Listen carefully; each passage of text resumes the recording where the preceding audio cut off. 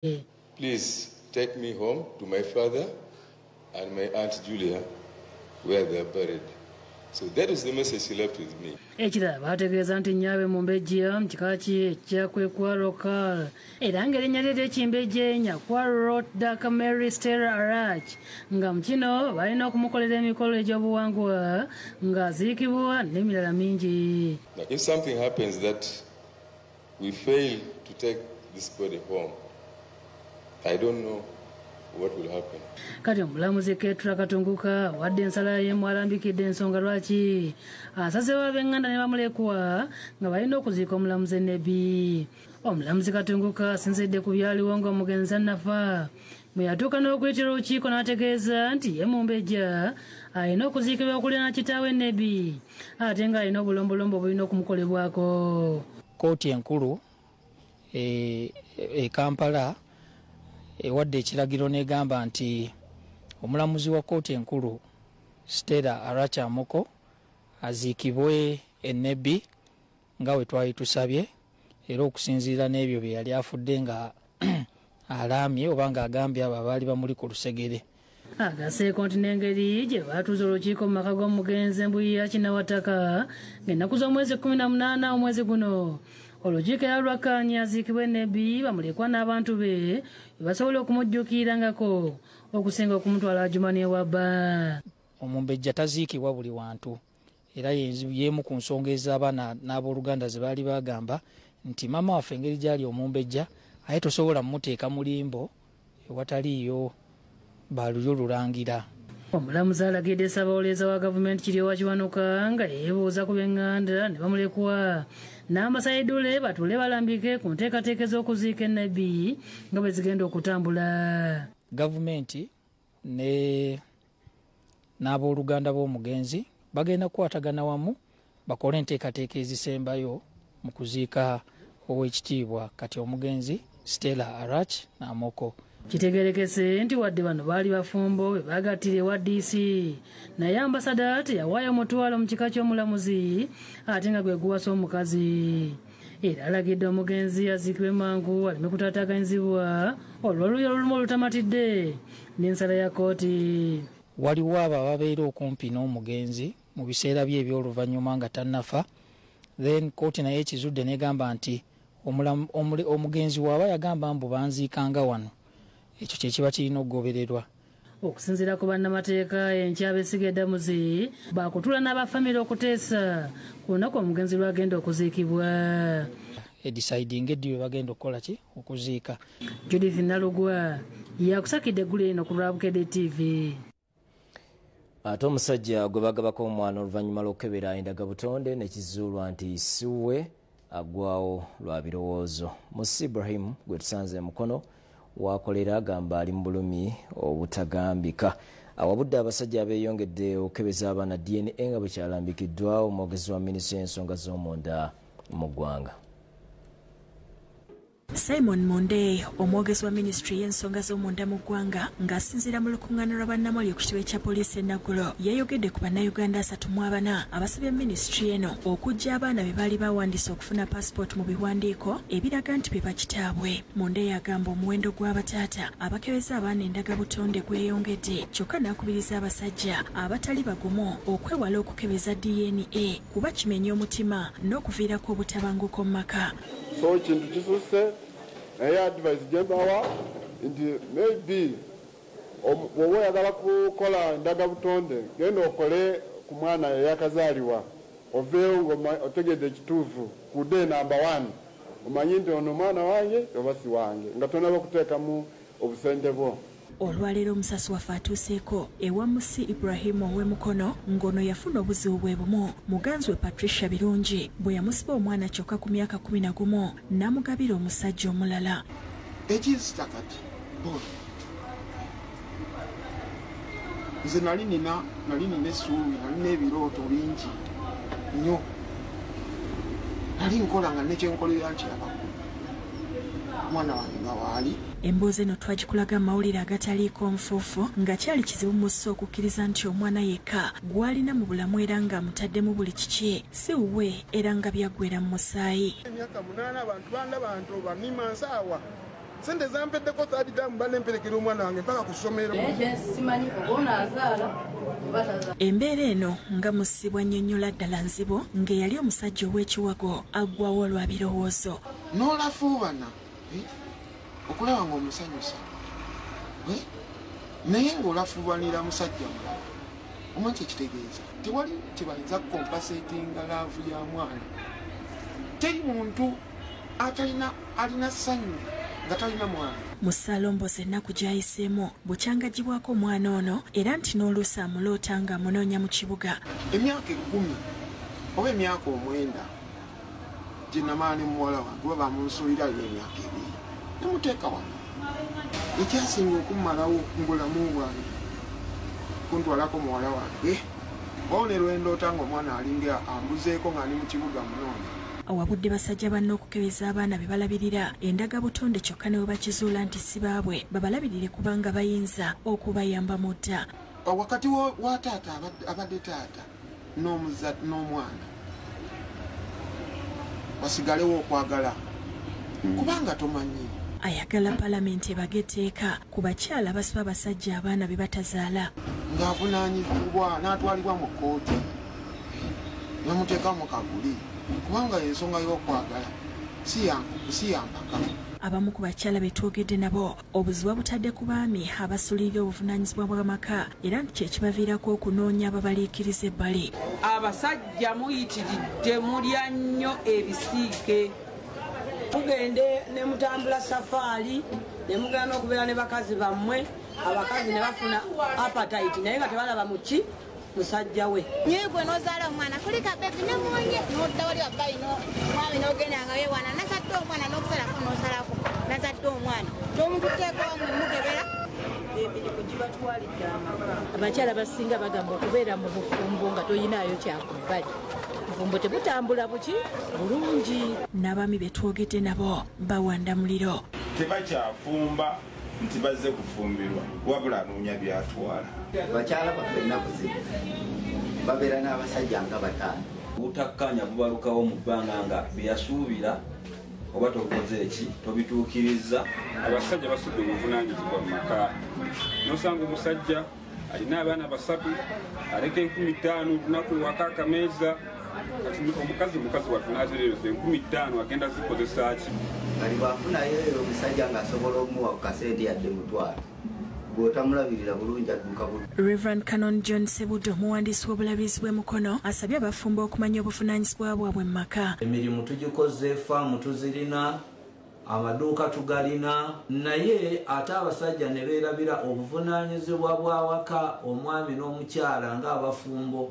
Asabye abasajja okukomya okukebeza abaana DNA kuba kyakuviirako okutiŋŋana kyokka n'abakyala abatambuze n'abasaba okweddako. Waliwo obunafu bwe muleese n'entalo ze muleeta. Kaakati gwe maama abaana ku baana 7 ng'abaana 5 si ba mwami wo bwe tolaba nti olina entalo z'oleese mu maka ekyokusooka weereeseeko obukyayi eri abaana bo bennyini.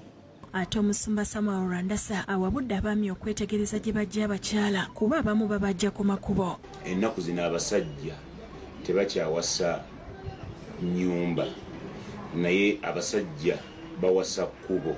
Ono aliko n'ebyawandiikibwa mu Bayibuli byajuliza ku mbeera eno. Ensonga zino bwe tunaazimalira ennyo mu gavumenti obufumbo bujja kweyongera okwonooneka. David Musika Lyankolo yakusakidde eggulire lino ku Lwabukedde TV.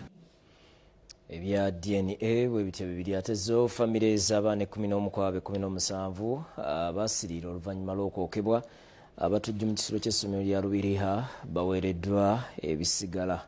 Ab'ekikugu mu poliisi bazzeemu nate okujja endagabutonde ku b'eŋŋanda abalala 6 nabo gisobola okubaweebwa okuziikibwa. Kabadde kaseera kabwenike ku ddooli ya Bwera General Hospital nga bengereza abaana basiririra mu muliro ogwakoleza abatujju ba ADF balumba essomero lya Lubiriha Mponde Secondary School mu kiri kya Kesanga 17 mwezi guno bakwasibwa ebisigala. Abayizi bano bafuuka bisiriza nga tebategeereka era nga ab'eŋŋanda zaabwe babadde balina kusooka okugibwako ndagabutonde okubazuula. Abadde bakyanoonya DNA ndanga butonde zaabwe then bazima kinge n'abooluganda. Ebisigala by'abaana 11 biweereddwa byeŋŋanda nga minisita Minisita y'amawulire Godfrey Kabyanga yabakwasiza obaidde basoma erinnya ly'omwana ng'owooluganda yingira mu ggwanika ne babimukwasa.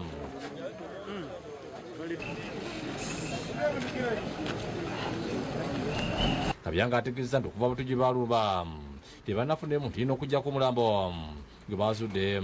Abo abawambibwa tetunafuna mwana yenna ali alive. Ndowooza kati tufunye omulango gumu gwokka ogw'omwana omuwala, kati nagwo tukyagukebera. Director avunaanyizibwa kwekebejja by'ekigumbiro Andrew agambye ne mu kiseera kino balina emirambo 7 egyetaaga kwekebejjibwa nga bakebera ndagabutonde luvala okufuna omulambo omulala ogwasuuliddwa mu DR Congo. Tubalisigazzaayo 6 naye kati guno oguze tekikolwa 7. Tunamaliza ekyo tujja kubanga eno ensonga nayo tugiwummuza. Twagala okwebaza bonna batukwatidde wamu naffe. Ye Minisita Kabyanga asaba abantu basigale nga bakkakkamu naddala ku nsalo n'agumya ku byokwerinda. But we would like the families to be calm. The government is doing everything possible to see that we really account for all. Wayisamu n'abazadde oluvala okuweebwa ebisigala by'abaana baabwe nga babitwala okuziikibwa kuba byali bitandise okuvunda. Who was sharing with the high bed was killed and even buried. But our daughter, up to now, is still at large. People who were at the mortuary, my child was not there. And those who are in Fort Portal for DNA, I don't expect her to be there because I had their boys. Omwogezi wa poliisi mu ggwanga Fred Nango olunaku lw'eggulo yasabye abengereza abakyabuliddwako abaabwe bagende bongera okugibwako endagabutonde kw'ebyo ebisigala 6. Tweyongera okusaba bamaama b'abaana abatannaba kuzuulibwa okujja okutuwa endagabutonde. Gilbert Muhanguzi ne Robert Kule bakusakidde eggulu eno lwawukede TV. Tubasaasidde nnyo bannaffe, tusaba Mukama abagumye mu kiseera ekifaanana bwe kiti. Ate mu kaweefube w'okunyweza ebyokwerinda n'okulwanyisa abatujju, amagye ne poliisi basibye mu kibuga nga bakuutira abantu okuba obulindaala. Babasabye okutemya kuba ebyokwerinda nga bafunye okwekengera kwonna. Abasirikale b'amagye ne poliisi basibye mu kibuga nga bakuutira abantu okuba obulindaala n'okwekuuma abatujju. Omutujju muntu nga ggwe kyokka oluusi obwa ebyakozesa tobitegeera. So n'olwekyo omuntu yenna ow'otamanyi mu kitundu sooka omutunuulire omwetegenye ogamba kiki kikyayayitise ki abuuza ki ayagala gula ki nga tagula nga yavudde ku dduuka esooka agenze ku dduuka y'okubiri nga yetooloola. Nga bakulembeddwa Ddumira military poliisi William Bayina Omugisha balabudde nti abatujju bateeberezebwa okuba nga bayingidde eggwanga era ne balabula bannyini bizimbe obutakkiriza muntu yenna ayingira nga tayaziddwa nga singa wabeerawo okwekengera kwonna batemye mangu kuba ebyokwerinda. Tuteekemu amaanyi, tujja kukoma tusigala nga twogera nammwe naffe twogere nammwe tulabe ng'obutujju bwe butukwatiramu obutujju tujja kubugoba. Mugezeeko okukebera buli muntu ajja n'ekitereke. Omuduumizi wa poliisi mu Kampala n'emirirwano Stephen Tanoe alagidde nti okutandika olwaleero embwa zigenda kutandika okulawuna ebizimbe byonna ne paaka z'emmotoka mu kibuga okunyweza ebyokwerinda. Kyetusaba mutuwe amaanyi ng'abantu ba bulijjo. Mwe mulina amaanyi mangi. Ffe tuli batono wabulaba. Mwe muli bangi wano. Tukwatagane bulungi ate tukuume eggwanga yaffe Uganda. Tanuya alabudde n'ababodaboda abatambuza emigugu okubeera abeegendereza era nti bakwongera ku bungi bw'abasirikale abalawuna. Buli muntu akolagane ne security. Ate security eri joint. Tomulaba? Tulina poliisi, tulina amagye, tulina intelligence, tulina ne LC. Ababodaboda wetegereza ndi kuwotwala kikyalina. Olukiiko luno lubadde ku mulyango oguyingira mu kikuubo era abasuubuzi beeyamye nti beeteefuteefu okukolaganira wamu n'abakuumaddembe ku nsonga eno. Tewaliwo ossi n'omu wano gutakalagana naye ku nsonga ya byokwerinda. Abasirikale bonna be tuyina bonna bafaayo nnyo w'omukubira essimu ng'aliwo ekizibu atuukirawo. Tugamba abantu be bakubira amasimu naddala abapoliisi okendeeza ku bibuuzo bye babuuza ababakubidde amasimu nti mpulidde omubbi nti alina mmundu kika ki nti bweti nene ntono. Abasuubuzi abalala batadde abasirikale ku nninga bannyonnyola abatujju gye baayise okuyingira eggwanga. Kampala eno nga nze gye nkulembera n'abasuubuzi abalimu erina keedizi 473 nga poliisi mwetegese kyenkana ki. Njagala muŋŋambira aduumira poliisi ajje mu bantu ba bulijjo twamulana okubeera eyo kintu kikyamu. Robina Nantale ne William Buyondo be bakusakidde eggulire lino. Kale twongera okuba obulindaala n'okutegeeza ab'ebyokwerinda bwe kisaanidde. Yo poliisi ekubye amasasi mu bbanga okugumbulula abantu abadde bagikasukira amayinja olw'okulwawo okujja okuzikiriza omuliro ogusaanyizaawo ebintu byabwe. Bino bibadde namuŋŋoona ku nkulungo nabbambula w'omuliro bw'ayokeza ebintu bya bukadde. Wabadde wakusatira namuŋŋoona omuliro bwekukutte ebintu ebiwerako okubadde amayumba ebibanda by'embaawo ne bizinesi zitali zimu ne bisaanawo. Kigamba nti kutansi ku saa 10 nga basigadde batankana kuguvudde nga mbagusa ku bavubuka abafuuweta enjaga.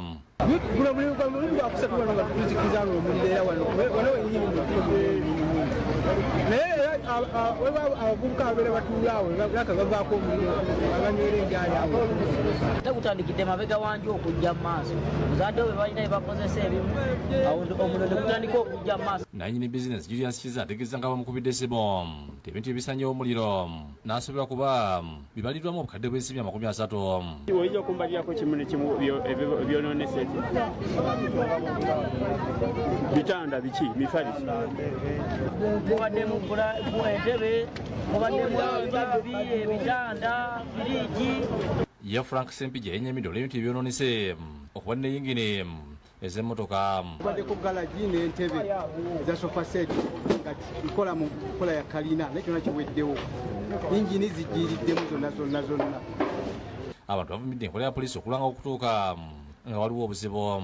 Tusaba gavumenti yaffe eno etuyambe buli poliisi weeri eteekewo ekimotoka ky'amazzi. Poliisi ya Nansana oba eya wano mu Lubigi eri awo omuka guno gukuba gudda wali bategeddeta naye tebannaba kujja. Poliisi ezikiriza omuliro etuusa abo ne bagikubaganya nga mu bagikasukira amayinja. Bakeereye nnyo mwana bano bagikubidde dda ssaawa nga 9. Ekiwaliza poliisi okuba nsi mu bbanga okubagumbulula. Temugeza kubijjayo wano.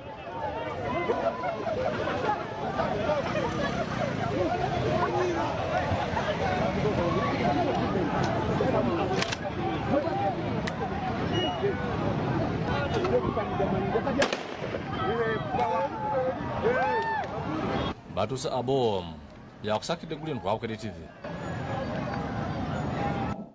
Tubasaasidde bannaffe abakoseddwa mu mbeera ate ye Pulezidenti Yoweri Museveni akubiriza abasiraamu okwerekereza basaddaake nga bagoberera Nabbi Ibrahim bwe yakola. Bino biri mu bubaka Pulezidenti bw'aweereza abasiraamu nga beteekera okukuza Eid al-Adha olunaku olw'enkya.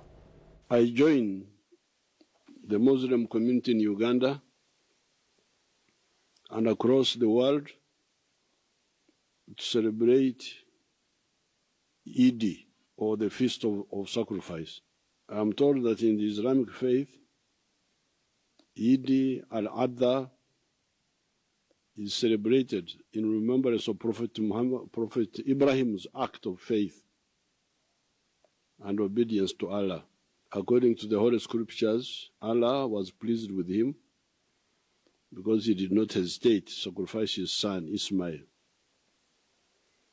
Prophet Ibrahim teaches the believers that sacrifice is the cornerstone of religion. This lesson should be made applicable to all aspects of life.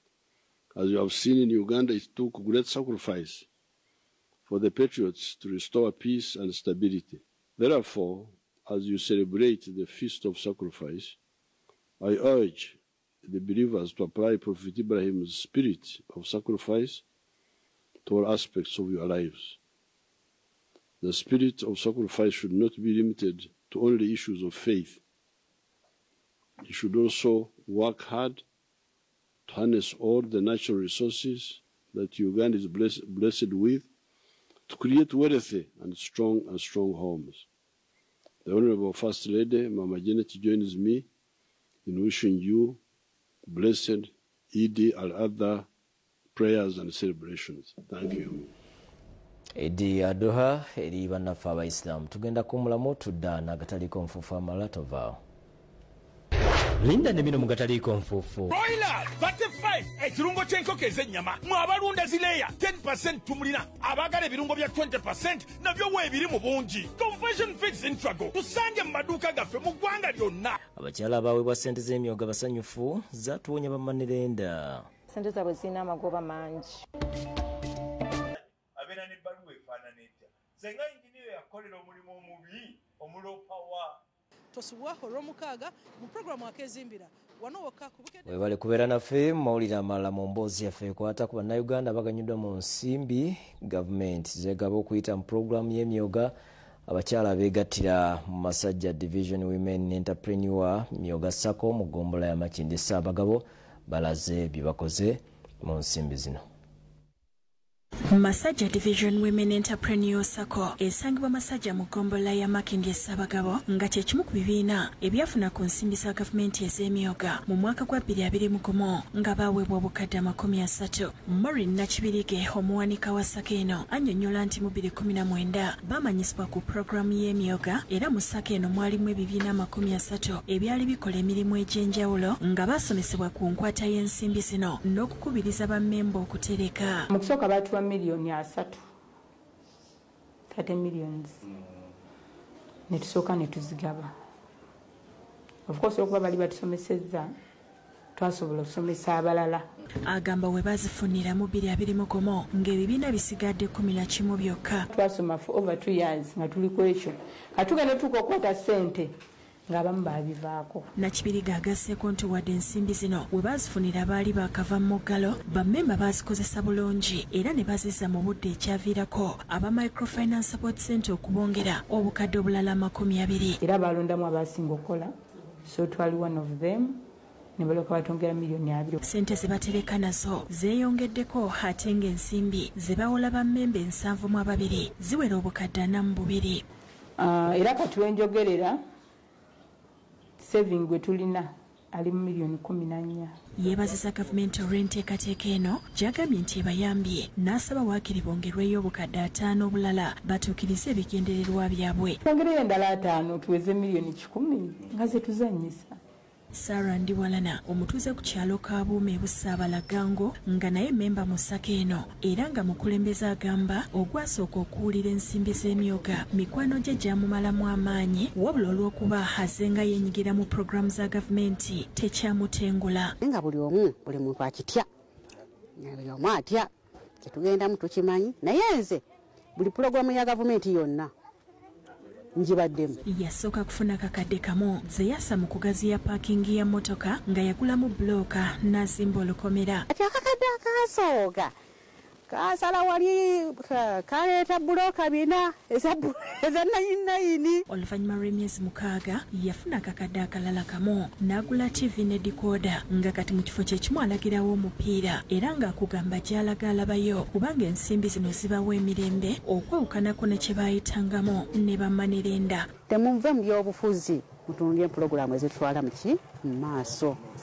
Gavumenti zeereese buli gavumenti buli kintu kyereese kyenyigiremu. Ye Grace Nalule nga naye mutuuze w'eggangu memba mu Sacco eno atunda byakwambalira ng'agamba emyoga bwe gyatandikira gyamusanga atembeeya mivumba kyokka oluvannyuma lw'okusevinga emitwalo 25 yafuna emitwalo 80 bwe yapangisa edduuka n'awona okutambula. Kati bwe nafuna ekyo 8 nefunako emitwalo 45 nensooka nenfuna ekifo ekyasooka nensasula ezasikalawo nensongera mu bizinensi. Oluvannyuma lw'okusasula yawolebwa emitwalo emirala 8 ze yayongera mu bizinensi ye era kati ebbanga bwe lyetoolodde bizinensi ye ekuze ng'ebalirirwamu obukadde 8. Ndaba nti gyannyamba nnyo kubanga ssente ez'ebbali nga bano bammanerenda ssente zaabwe zirina amagoba mangi naye ate sente z'emyoga saazifunamu buzibu kubanga amagoba gaazo matono ate siza pressure. Florence Nalumaga nga musuubuzi wa birime naye yeenyumiriza mu nsimbi z'emyoga z'agambye nti zimuyambye kinene olw'amagoba amatono n'ebbanga ery'okusasuliramu eritabakaluubiriza. Emyoga kwegamba gwe weekubiriza ate za ddembe nomanya akankoleekole nzizeeyo ne bannanga bala bagende bakole ki. Amagoba nago si mabi kubanga emitwalo 5 ozaayo emitwalo 8 mu 12. Adrian Bwanika Bale yakusakidde eggulire erino ku Rabukedde TV. Ebale nnyo Adrian. Ate mu mboozi yaffe y'ebyobulimi okutuusibwako abanads abakugu mu kulima hass ovacado bakulaze emitendera gy'oyitamu okukungula ovacado ono kuba bw'otegendereza oyinza okumuttira akatale.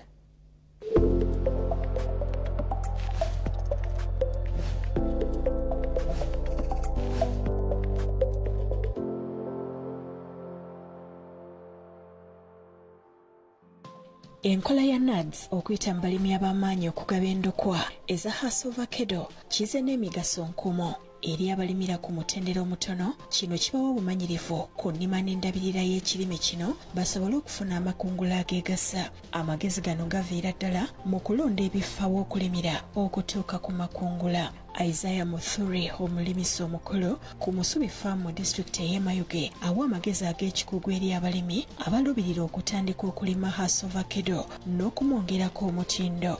During the harvesting stage for the fresh export, ng'otandika okukungula kirungi n'omanya ebirina okugobererwa. Okuuma obuyonjo kyankizo nnyo. And the best practice is, of course, to ensure that hygiene levels, high levels of hygiene are observed by the harvesting team. The teams have got to ensure that they are washing their hands thoroughly.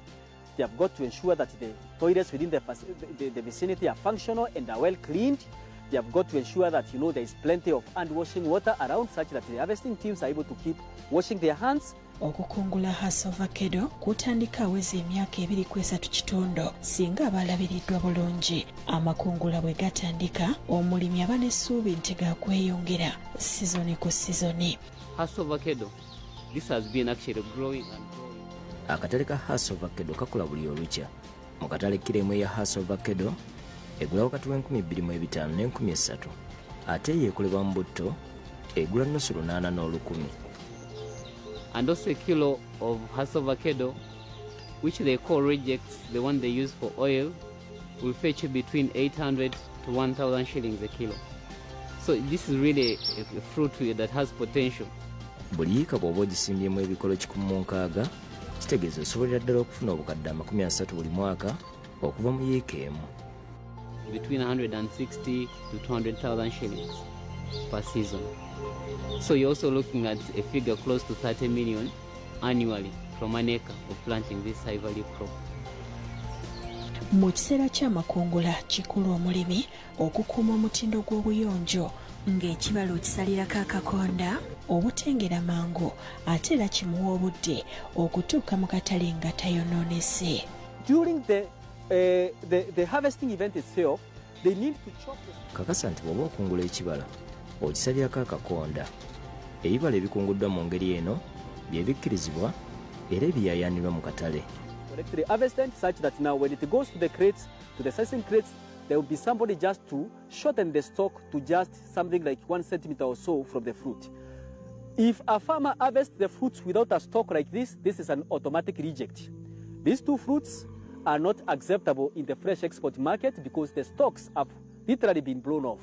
So this becomes an automatic reject, something that the farmers didn't need to understand.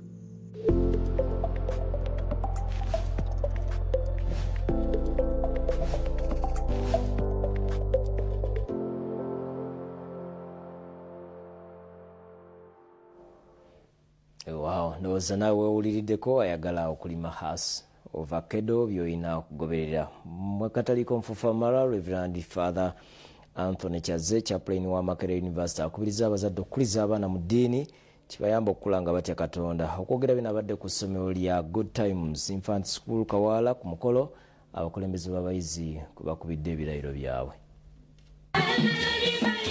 Kubadde kusagamiza ku ssomero lya Good Times Infant School Kawala nga abakulembeze b'abayizi ku ssomero lwakubba ebirayiro byabwe. Omugenyi omukulu abadde Florence Kyoshabiri atwala ebyenjigiriza mu ggombolola Rubaga. Omukolo gutandise n'ekitabo ky'emisi kikulembera Reverend Father Anthony Chazi Chaplain Makerere University nga mu kubuulira kutira abazadde bulijjo okuliza abaana mu ddiini. Do we pray? Until we pray, our children will not know to pray. Ate omukulembeze yenna yeetaaga ng'alinamu ku Katonda mu mutima. Asiimye abakulembeze abalondeddwa olw'okuwangula akalulu kyokka n'abasaba okumanya ebalondeseza morality, empisa, obuntu bulamu, obugunjufu. Okusaba olw'eddi abadde akulira abayizi Sheri Stars n'awayo ofiisi eri obukulembeze obupya obukulemberwa Israeli Omonye. Saaza Nnyundi basobodde okukola omuli okufuna intaneti ate y'Omonye alondeddwa n'alambika byagenda okutandikirako ne basiba ku ly'essomero lino Ronald Mpagi olw'okuba omwaganya okulembera abayizi. The balance diet here has been improved in the way that people eat rice on Wednesdays and Saturdays. I thank God for choosing me to be the person speaking to you as the elected head prefect of Good Times Now.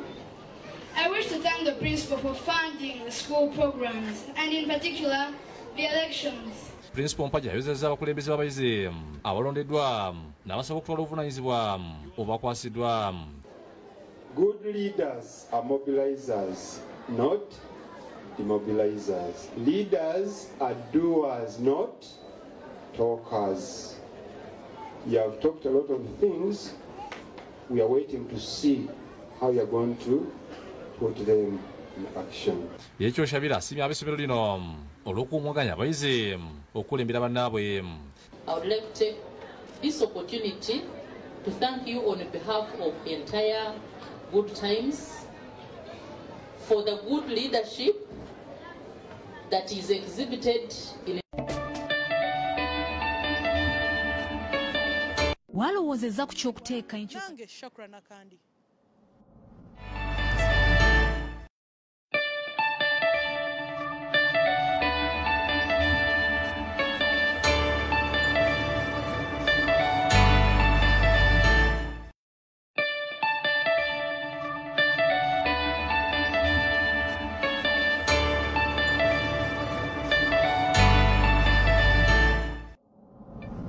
Tosoma ku Bukedde TV. Naye abasajja naddala mmwe abayaaye mu abafere n'ebiteeteeyi no babikima n'engatto. Ate simanyi lwaki baasoma tadduka mangu baba so ready omuyaaye akulimba n'okkiriza n'ogamba bannange akufuula omusabiriza asembayo nti wayagalira wakokoonyeza. Case Medicare abagenda okusawo kulikayo okumulamu okwo leero mu kitundu kyaffe eky'ensigo ekya buli lwakubiri enduze twasimba omulundi oguyise zitandise okwanjuluza endagala zeekenneenye okakase nti buli kimu kitambula bulungi.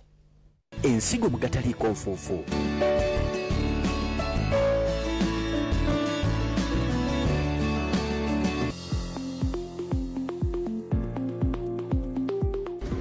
Eno ye wiiki esoose okuva lwe twasimba endu zaffe naawe ng'ozisimbye mu wiiki eno esooka suubira endagala okubeera nga zivuddeyo yadde ng'ebiseera ebisinga nnyingi ziba tezinnaba kufunyulula bulungi. Kati wiiki esooka kyetusuubira ku lutooke lwaffe nti endagala zaba zitandise okwefumulula.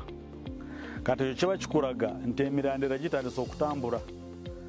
Kuba kati emirandira bwe gitandika okutambula nga ginoonya amazzi kato ebitooke byaffe bitandise okukulaga nti endagala zitandise okufumulula kati wootegera nti emirandira gitambula.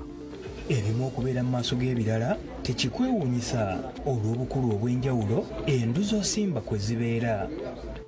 Kati ekireetera okuba nga endagala zitambudde nnyo zeefumuludde nnyo kiba kitegeeza wagujja ku nduusi bulungi tegwafuna enjale n'ogusimba bulungi gufuna ekigimusa ekimala kati naawe wano woolabira ekifaananyi nti kinakola kituufu kubanga ziba zitandise okwefumulwa. Omukugu waffe Sam Mugisha wano wakujjukiriza amakulu agali mu kusimba endu evuddemu obulungi okwawukanako n'enkola endala ez'obulwa obwakavaayo.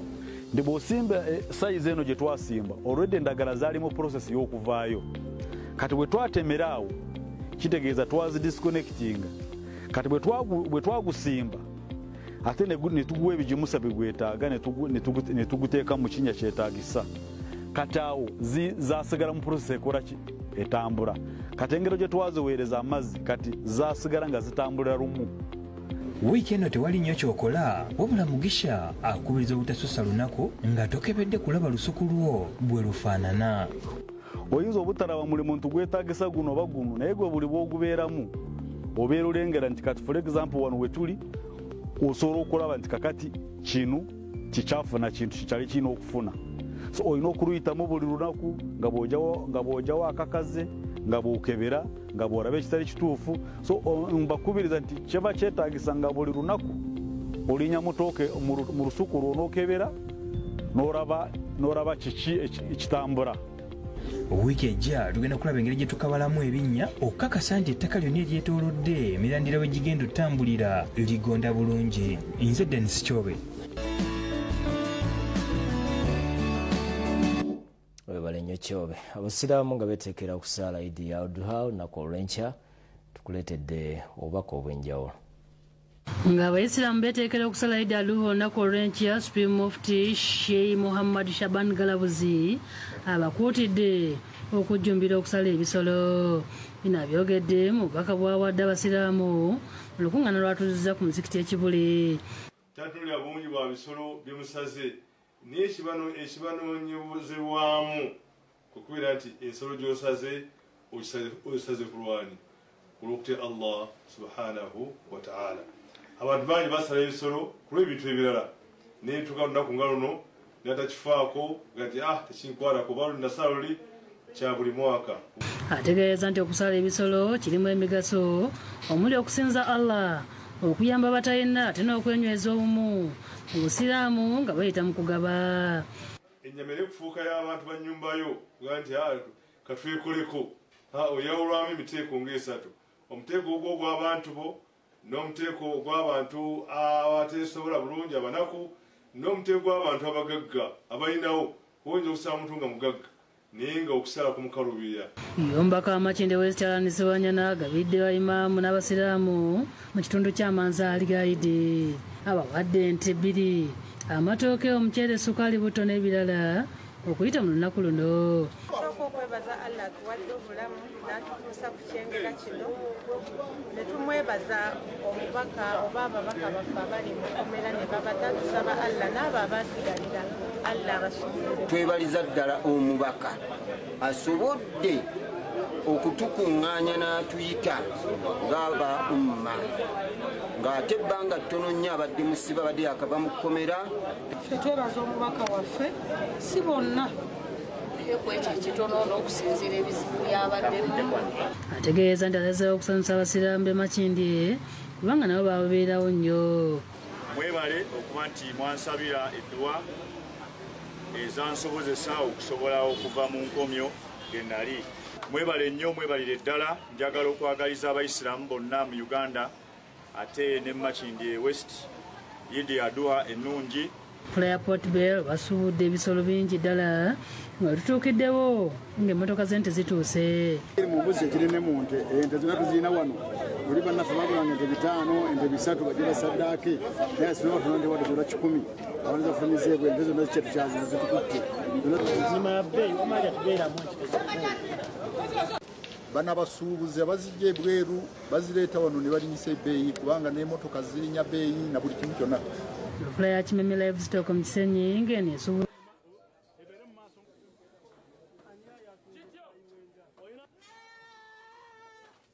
sitooko tugirina era embuzi zikyagira ddala okuva ennaku 3 bwe zinaggwerako okusala tekukoma nkya kwokka.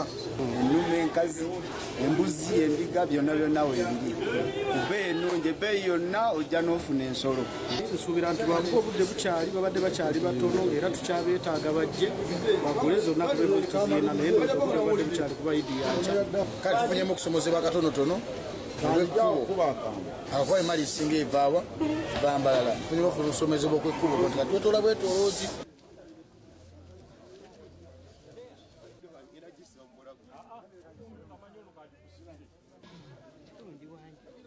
Kalombolombo akakuuma omukwano n'essanyu wakati waffe ne Katonda waffe. Nsaba bannayuganda mwenna mumanye nti olunaku luno olwa Eid luba lunaku lwa ssanyu, lunaku lwa kusanyuka, lunaku lwa kwagalana. Kubanga oli aziwadde abantu babenga balina essanyu ku lunaku lwa Eid nga tumanya nti tunawe tutuuse era tusaba Katonda abenga atwogera. So olunaku luno tusuubira enkya Eid yankya tusalawo okubanga enteekateeka eno egenda eri abasajja abakola omulimu gw'eggwanga.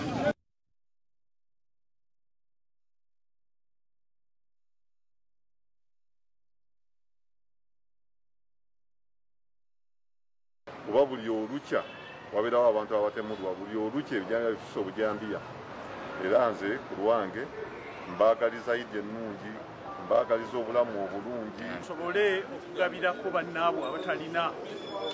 Kikulu nnyo okugabirako banno. Kya mu ddiini ya Busiraamu era kirimu embeera nnyingi nnyo era omuntu aba yewaddeyo okusiba olunaku olwa Arafa. Ddala baziganye naye olw'enkya ng'omuntu gezaako okulaba nti osiba olunaku olwo.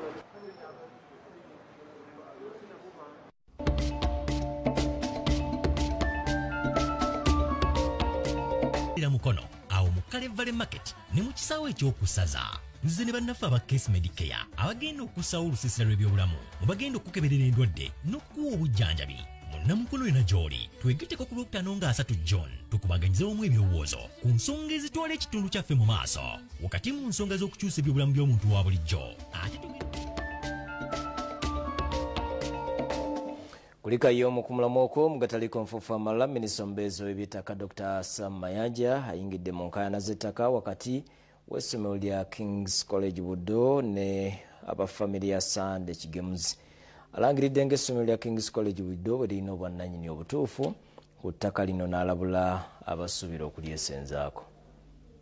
Olunaku olwaleero minisita omubeezi w'eby'ettaka Sam Mayanja, Radisi Wakiso Justin Mbabazi n'abalala batuuza olukiiko ku ttaka eryeekaanirwa ab'essomero lya King's College Buddo ne famire ya Kigemuzi nga bano bagamba tebalinako ekibanja kya yiika 5. Omukulu w'essomero lino nga Fred John Kazibu yannyonnyodde obwannannyini ku ttaka lino n'asambajja n'ebya famire ya Kigemuzi okubeerako n'ekibanja. King's College Buddo terina kyefunamu kunyigiriza muntu ate ow'omukitundu efunamu ki. N'abatuuze baweereddwa omukisa okubaako kye boogera nga nabo bakalambidde nga famire eno bw'erina ekibanja ku ttaka lino. Loli pulamulana gye boogera ziri ku bulooka 32 ate puloti 18 abasajja abaliriza kibanga baleese esobere webalinde kati weebase. Sande Kigemuzi ku lwa famire abuulidde minisita tebabadde bawa obusuulu mu Buganda Land Board. Netuwaayo obusuulu obw'emyaka 10 nga tumaze okuwandiisibwa.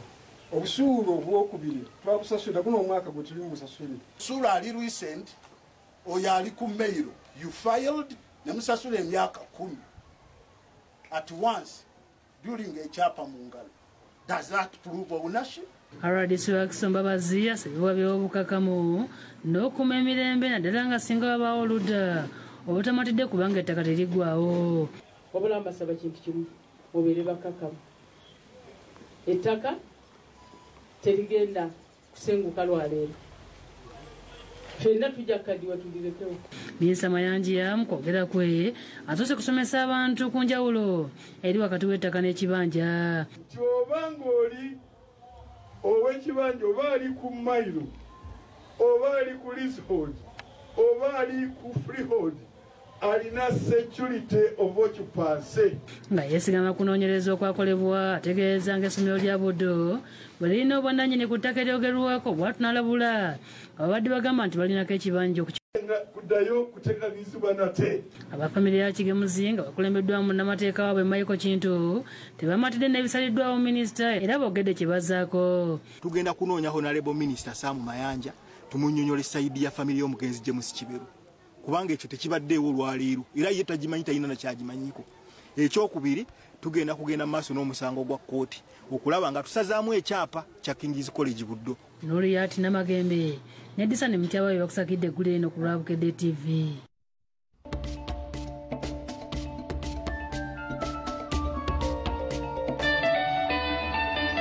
Nsinso bingi n'okugaba ebirabo olunaku lwonna Bukedde Family egenda kulumala mukono tutambulire wamu naawe mu pulogulaamu zaffe zonna.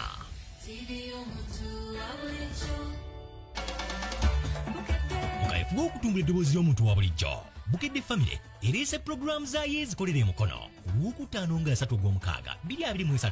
Pulogulaamu za Bukedde TV ne Bukedde Famma tugenda kuzikolera mukono awo mu Kalevale Market ne mu kisaawe eky'okusaza. Nze ne bannaffe aba Case Medicare abagenda okussawo olusiisira lw'ebyobulamu mu bagenda okukeberera endwadde n'okuwa obujjanjabi.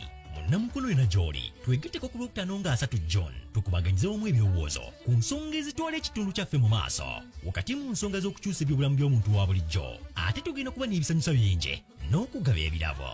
Olunaku lwonna Bukedde Family egenda kulumala mukono tutambulire wamu naawe mu pulogulaamu zaffe zonna.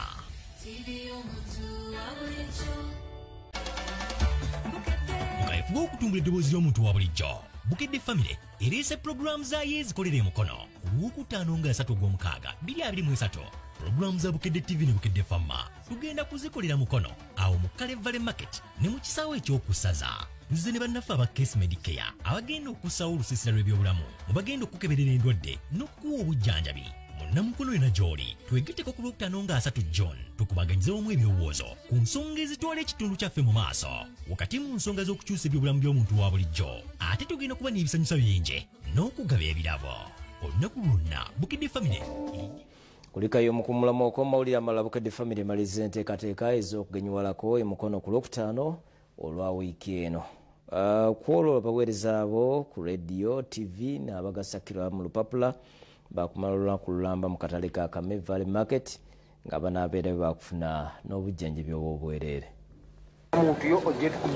Bannamukono bali mu keetereekerero nga balindiridde okwaniriza abakozi n'abaweereza ba Bukedde Family abagenda okukyalayo. Dora Namala omuweereza wa pulogulaamu y'ekyenkya era nga y'omu ku bakitunze ba Bukedde atuuse mu katale Seeta ku woofiisi y'omumyuka wa RDC ow'emukono mu katale ka Kamevale Market we tugenda okusinziira okuweereza ku Lwokutaano okwongera okubategeeza ku nteekateeka eno. Ng'ali mu woofiisi y'omumyuka wa RDC, Michael Segawa Namala amutegeereza ku bisoomooza abasuubuzi omuli okubeera nti akatale kaabwe kakyafu n'omwala ogubayita wakati era nga RDC amubuulidde ku nteekateeka ze balina okugonjoola kino. Amazima gali nti amazzi gakukira wali makati akatale ka Kamevale ako. Gavumenti ayise mu mitendera n'okufuna development partners nga World Bank okulaba nga tuggulawo ekitundu kino kyonna kyolaba mu nguudo, mu butale, mu masomero. Abakyala mu butale beesunze Olwokutaano balaba abaweereza baabwe bulijjo bye balabira ku TV. Pulogulaamu ya Dora Namala ne walaba mu manyi yo tensumba. Detective mutulabire. Ngenda mugamba ajja anonyeze ku misango setajjudde okuzibwa emisango. Agamba nti Bukedde Family ekwataganye ne Case Hospital okutegeka olusiisira lw'ebyobulamu nga bakuwa abantu obujjanjabi ku bwereere. Era bayitana Case Med Insurance nga bo bagamba jangu tegene ebintu bya insurance ebyamalwaliro kati bisoboka. Bakugamba bagenda ku obujjanjabi obusookebwako balesa abasawo bwabwe muleete abaana nawo. Abakulembeze okuli omulabirizi wa Mukono Enos Kito Kagodo n'eyali omubaka wa Parliament owa Mukono South Johnson Muyanja Ssenyonga okwosaako omusuubuzi Wilson Mukibimuza Nganda bakunze bannamukono okujjumbira entujja eno. Waliwo ebizibu bingi nga Mukono betulina okwogerako nga bannamukono aba buli muntu mubuvunaanyizibwa bwe abeere nga asobola okutwala okumanya ekyokukola. So mbayita bannamukono nga 3 mujje muleete ebirowoozo byammwe basambe nammwe omupiira mu abakatale nammwe naddala abakulembeze mu paaka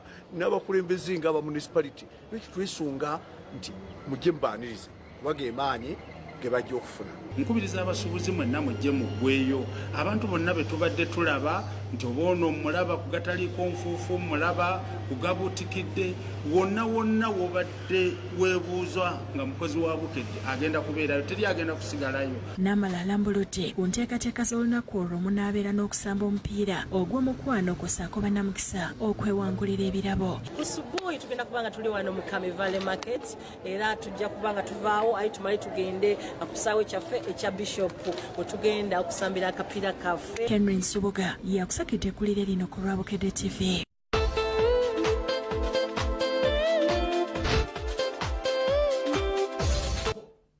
ab'emukono tukwatagane ku Lwokutaano mu ng'emizannyo klabu ya Super eya Bull FC eyanjudde omutendesi omuggya Abel Kikome